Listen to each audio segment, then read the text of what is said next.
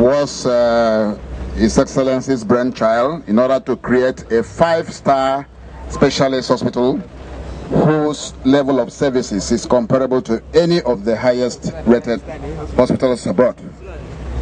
The hospital has capacity for 290 beds by the time it's finished. It equally has a capacity for 6 VIP wards, apart from the natural and normal beds for routine services. Then we have 6 operation theaters. We have MRI, we have CT scan, we have all the various specialist sections of medical delivery. We have the virology, we have the labs, we have the modular theaters. All the theaters here are all modular. We are not building them on walls. We are all bringing everything ready-made to fit the highest specifications and standards. Everything here is based on European standards, and we try as much as possible to get at par, or if possible, we get beyond what we find in Europe. The visibility study was produced by a set of architectural firms specializing on medical hospitals building internationally. RRP, that is based in Germany, and they're working hand in hand with some Nigerian professional bodies, including the main consultant, which is myself, Allchem Nigeria Limited. The hospital, by the time it's finished, has elaborate staff quarters that is built just behind the complex you are seeing here, and that is supposed to be able to host at least 60 internationally rated major consultants and high-level management staff. And you can see the space we have here, so that we have adequate car park, and helipad is situated at the back of this structure, and the mortuary is there as part of the supporting departments. Service building is equally here, where you have the kitchen, the laundry. The nursing training institute is also incorporated here. And of course, we have adequate space for the staff in terms of offices. By the time it's finished, we are expecting that more than 70% of the take-up staff will be those who have very highly rated international experience that will be backed up by Nigerians. And then the purpose is that as time goes on, a whole cadre of Nigerian senior staff would have been trained to take over and continue from there. Well, thank you very much. I think the vision is to have a center of excellence, a hospital with the most modern facilities in Nigeria, the best equipped hospital in Nigeria. That is the vision, and we will take it a step further and ensure that we partner with one of the leading hospitals around the world in terms of management, because we want to stop Nigerians from flying to India, to Dubai, and to countries, other countries in Europe, anytime they have medical challenges.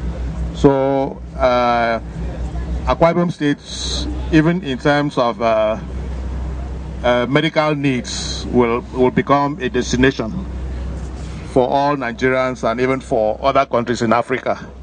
It is only a matter of time. We welcome the Honorable Minister. Honorable Minister, sir.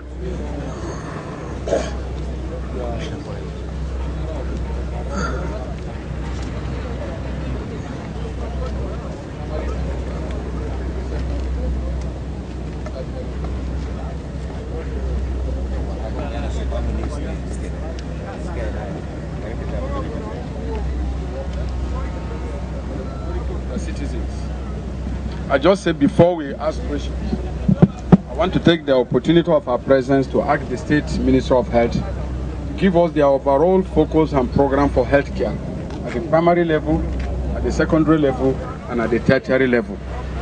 This medical infrastructure, which you target to be world-class, is very important for the people of AKWA IBOM.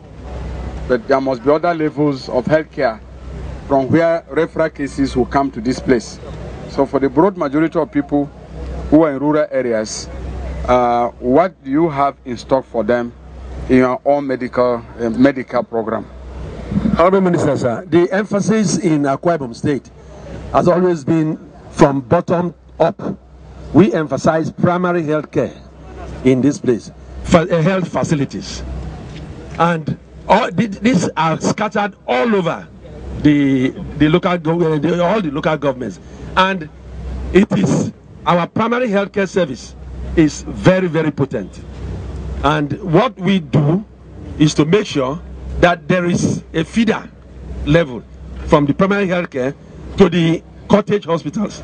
And we have just finished 5 cottage hospitals scattered in all the senatorial districts. And the idea is that from the primary health care, you should be able to access the secondary health care, where we have state-of-the-art general hospitals, one in Okana, I'm sure you are going to see it, one in Ibuno, the other one in the state of Polo, and the other one in Okanafong. So this has already been established, and it is our hope that with this hospital and the University Teaching Hospital, we'll be able to stem the traffic of people going to India, and to make sure that our people have a first place to have resort before they go out. Well, thank you. Just to add, the 5 new cottage hospitals or general hospitals were built in local governments that did not have such facilities. That's at the secondary level, because our policy is to ensure that every local government has at least one general hospital to support the various health centers scattered all over the states. Questions, please. Yes, come forward. Thank you. My name is Brenda Akpan. Honorable Commissioner, when you mentioned the different sections in this hospital, I did not hear you talk about the mammography section. You know that today is International Women's Day, and one of the challenges we have is that of breast cancer. What do you have for the women of this state? And Brenda, what we don't have to, in medicine, we don't have to mention each very sub-unit. Mammography is part of our imagery X-ray center.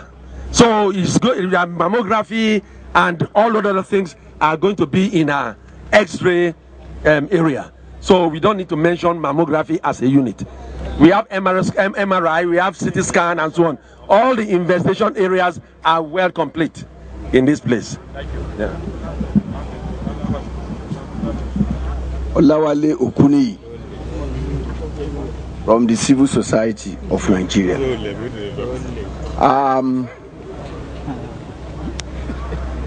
You didn't tell us the cost of this project, the overall cost of this project, because that is important for us to know how this has been done. It's very important so that we know what extent of resources. And again, I see that workers are mobilizing and they are watching us. I want to know when this started and when you intend to complete this project, so that we don't have a case of abandoned project at the end of it. Ben TV. Thank you, sir. Good afternoon. My name is Priscilla, Ben TV London. I wanted to find out, sir, the hospital is called a specialist hospital. Can you tell us what specific area of specialism that will be in, please? And I'd also like to know, when the hospital is completed, how will the public use it? Do they have to pay for the service, or will it be free? And my final question is, when will it be ready? Thank you.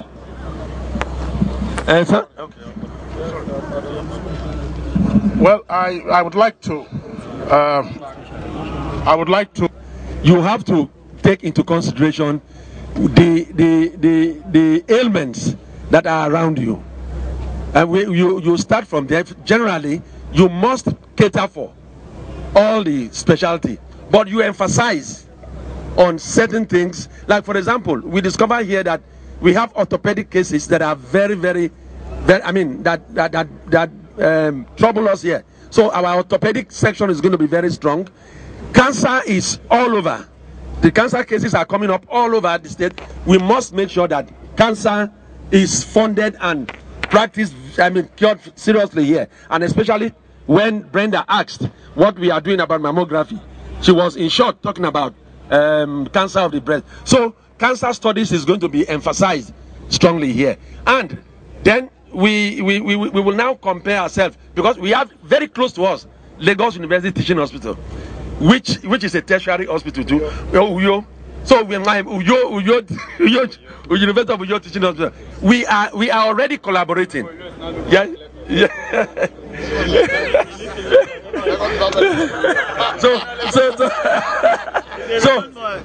We are already collaborating with them. For example, we have built the pediatric center. We have made sure that, we are collaborating with them. So when we sit down, we'll make sure where they are strong, we will step down and find other areas where we can emphasize, so that we work in synergy.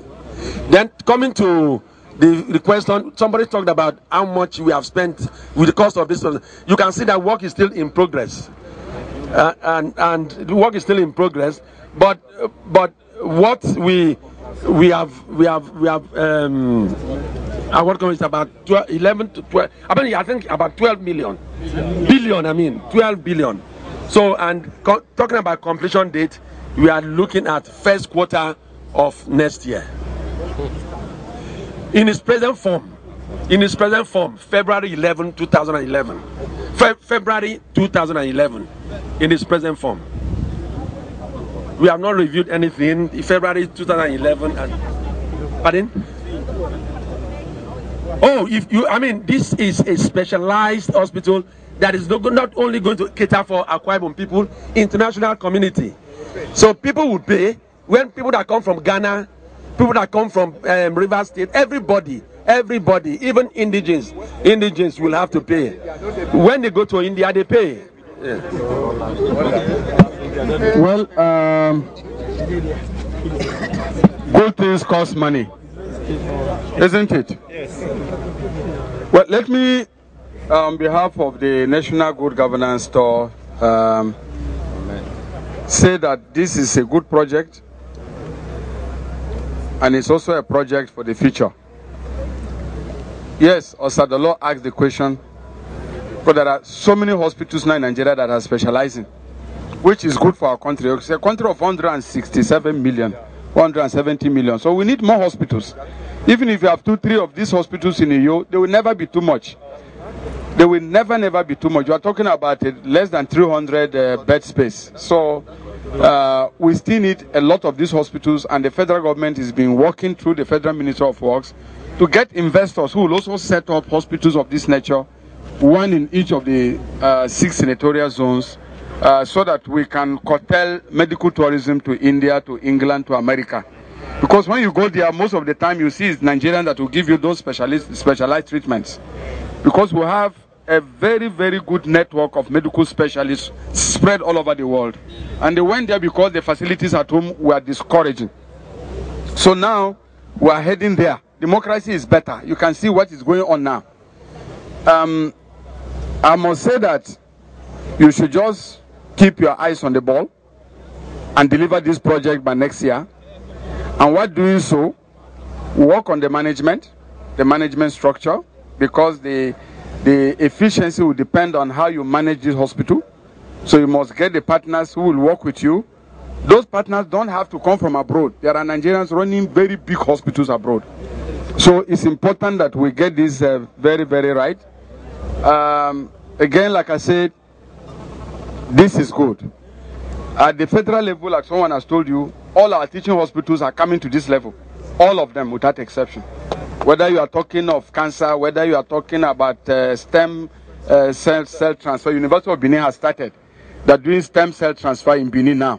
And it's been working. We went there, we saw world-class facilities managed all by Nigerians. So whether you are talking about Lassa fever, IRUA, it's already established a center for screening and treatment. If you go to Jos, mammography, even babography is there.